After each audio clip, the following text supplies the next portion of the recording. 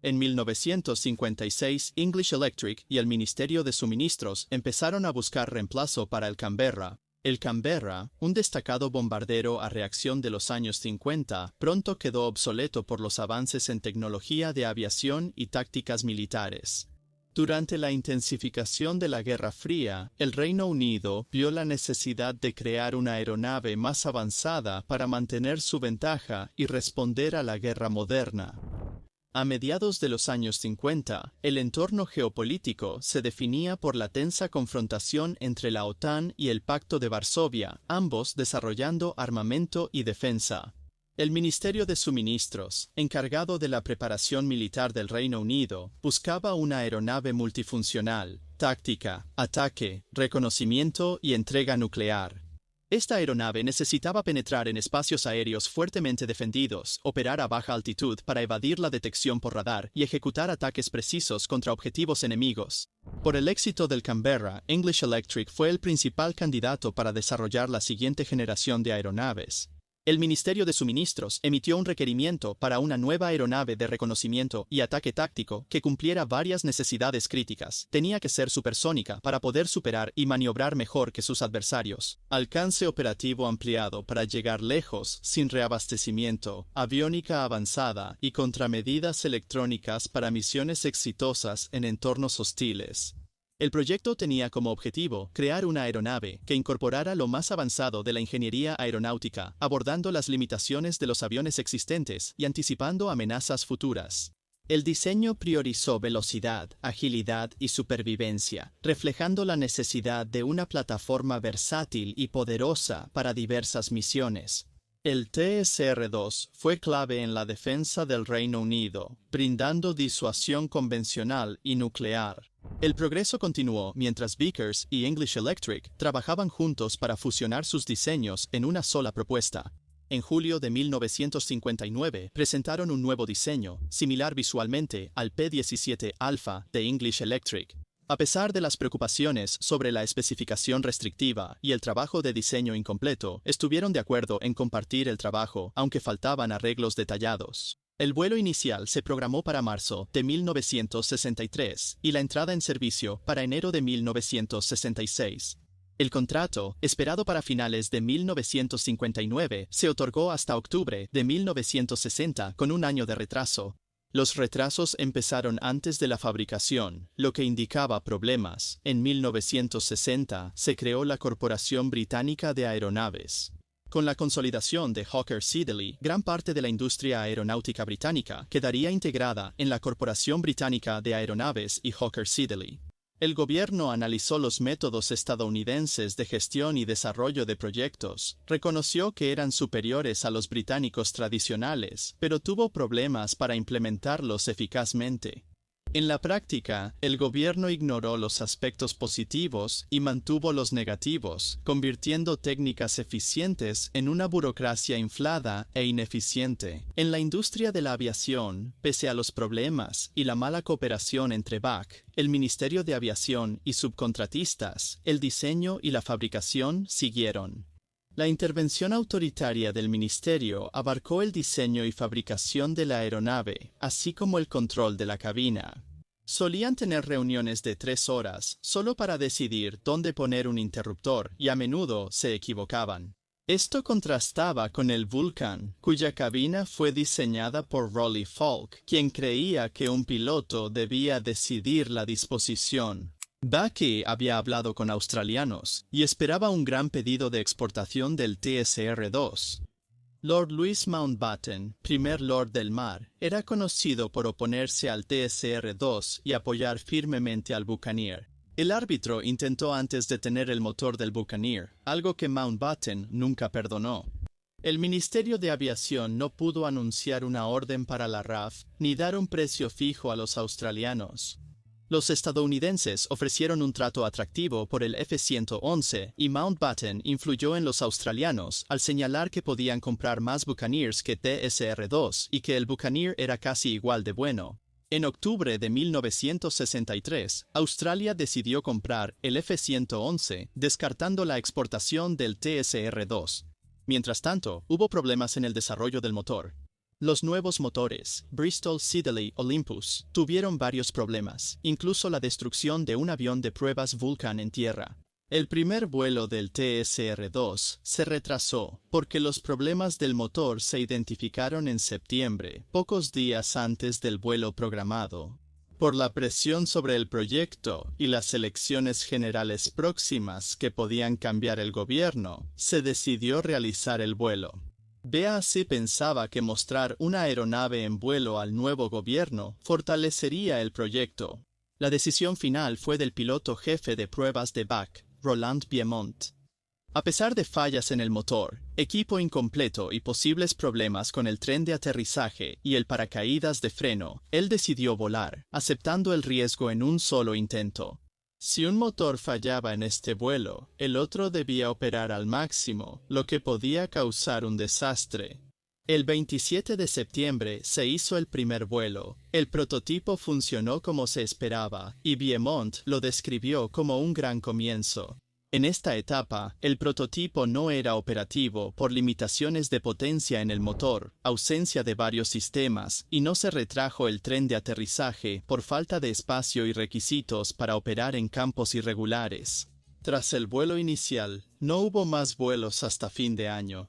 Aunque los problemas del motor se resolvían, las pruebas de vuelo avanzaban lento por fallas persistentes en tren de aterrizaje y motores. Los motores producían un denso humo negro y estelas distintivas en las puntas de las alas, lo que hacía que el TSR-2 fuera fácilmente visible en el aire. Problemas graves de vibración en el tren de aterrizaje provocaban sacudidas violentas al aterrizar y vibraciones intolerables a ciertas aceleraciones, afectando la visión del piloto.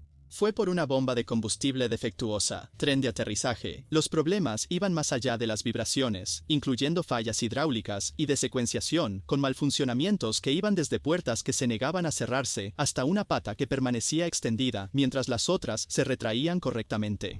Una vez, los trenes de aterrizaje no se bloquearon al desplegarse, aunque intentaron arreglarlos. Los pilotos aterrizaron con éxito, girando los bogies mientras la aeronave se asentaba en el 10º vuelo. Tras 4 meses de intentos, el tren de aterrizaje se retrajo exitosamente. Biemont consideró que el prototipo ya podía continuar las pruebas de vuelo en Wharton. El vuelo 14 llevó al prototipo a Wharton, donde rompió la barrera del sonido por única vez. Al llegar a Mach 1.12 con poscombustión, el avión superó brevemente al Lightning perseguidor, hasta que este también usó poscombustión para alcanzarlo. Esto originó el mito de que el TSR-2 podía superar a un Lightning, como si un Volvo venciera a un Ferrari si este no reacciona rápido. A pesar de este logro, el programa TSR-2 enfrentó críticas severas. La mala gestión, la falta de cooperación, especificaciones muy ambiciosas y muchas tecnologías nuevas provocaron mayores costos y retrasos. Los rumores sobre una posible cancelación eran rampantes. En 1965 periódicos nacionales informaron que un equipo de la RAF consideraba el F-111 en Estados Unidos como reemplazo del TSR-2. Esto mostraba la preferencia de la RAF por el TFX desde finales de 1964. Un informe interno de la RAF señaló los problemas del TSR-2, el alza de costos y desafíos de mantenimiento. Hubo discusiones urgentes entre BAC y el nuevo gobierno laborista, y una protesta en Londres reunió a 10.000 empleados de BAC y Hawker Siddeley contra los recortes en la industria. Aunque el gobierno negó la cancelación, The Times señaló que esto solo incrementó los temores de la industria. El principal problema era que los costos del TSR-2 crecían mucho mientras sus capacidades disminuían. Los costos de desarrollo subieron varias veces y el programa estuvo en peligro casi desde el principio. El gobierno pensaba que el TFX era más barato y que los trabajadores desempleados de la aviación podrían ser reasignados a empleos más productivos. La incapacidad de BAC para proporcionar un costo fijo garantizado, aceptando solo absorber pérdidas hasta cierta cantidad, complicó aún más las cosas. Aunque el diseño avanzado del TSR-2 era innegable, sus especificaciones se redujeron varias veces para que BAC pudiera cumplirlas, lo que provocó la pérdida de confianza de la RAF. La aeronave estaba cargada con nuevos sistemas que luchaban por funcionar, incluyendo una computadora central voluminosa y ya obsoleta que dificultaba los sistemas de navegación y ataque. La aleación principal utilizada en su construcción resultó ser desastrosamente frágil, lo que hacía que la aeronave fuera muy vulnerable al fuego terrestre o incluso a daños por herramientas. Durante el mantenimiento, los tiempos de cambio de motor excedían los límites especificados debido a los compartimientos de motor estrechos, lo que provocaba dificultades de mantenimiento similares a las experimentadas con el EE Lightning. Aunque varios problemas de desarrollo se resolvían, muchos parecían imposibles sin un flujo constante de dinero. El segundo prototipo fue inspeccionado y reparado tras dañarse en la entrega en Boscombe Down, donde cayó de un camión. Estaba listo para volar a principios de abril, tras varios retrasos en la entrega de motores aptos, pero todo fue en vano. Nunca volaría. El gobierno anunció la cancelación inmediata del programa TSR-2 el 6 de abril de 1965, día del presupuesto. En el momento del anuncio, la tripulación estaba almorzando cerca de Boscombe Down. Al escuchar la impactante noticia, regresaron corriendo al aeródromo en un intento de poner en el aire el XR-220 y presentarle al gobierno una segunda aeronave voladora. Se les negó el permiso. La dirección de BAC fue informada antes del discurso sobre el presupuesto, pero no pudo avisar a sus empleados, quienes se enteraron por la radio. La Cámara de los Comunes se alteró por la cancelación, pero no hubo debate durante el discurso presupuestario, dejando a la fuerza laboral de BAC irrespetada. El gobierno canceló un importante proyecto de defensa sin debate, práctica que ahora es común.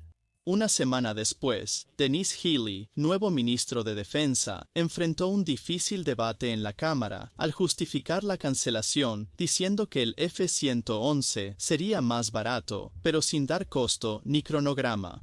Los despidos en la aviación del Reino Unido ya eran inevitables.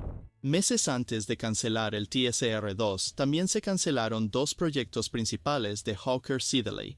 El avión de transporte HS-681 y el caza táctico supersónico P-1154 Harrier.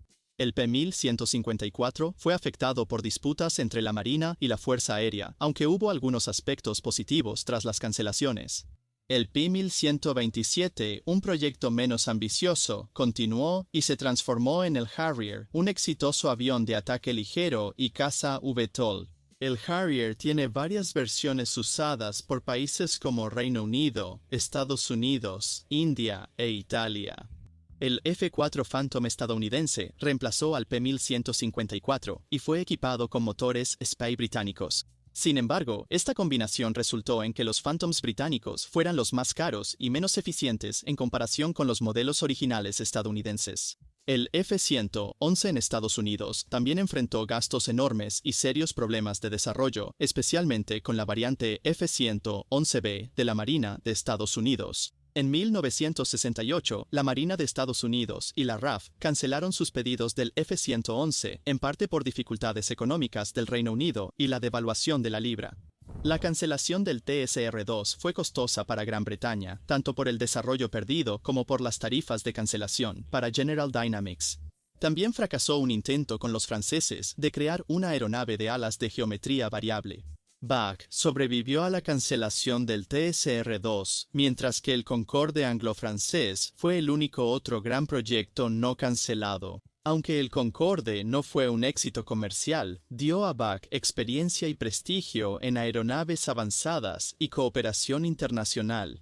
El Sepicat Jaguar, similar a un TSR-2 en miniatura, aprovechó esta experiencia y creó una aeronave de ataque útil, aunque no alcanzó las capacidades del TSR-2. A esto le siguió el proyecto MRCA, una colaboración europea que resultó en el Panavia Tornado, otra aeronave exitosa. En 1979 propusieron revivir el programa TSR-2. Un excéntrico propuso modernizar la aeronave con tomas de aire cuadradas y rampas variables como el Concorde, electrónica moderna y motores Olympus 593 del mismo avión.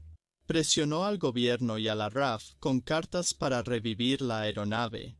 Sin embargo, con el Tornado próximo a volar, la idea no prosperó. Al final, el Tornado terminó siendo lo que el TSR-2 buscaba ser. Que el Tornado, 15 años después, aún fuera algo menos capaz que lo proyectado para el TSR-2, muestra lo ambiciosas que eran sus especificaciones y por qué el proyecto resultó tan costoso. El TSR-2 fue un proyecto británico, mientras que el Tornado necesitó cooperación de 3 países. El TSR-2 quizá no era perfecto y pudo causar problemas financieros a BAC y la RAF, además de una entrada en servicio difícil. Aún así, tenía potencial para ser el mejor en su nicho. Esto le dio al TSR-2 un estatus legendario que ningún avión real igualó. Si llegaste hasta aquí, por favor dale like a este video, realmente ayuda mucho.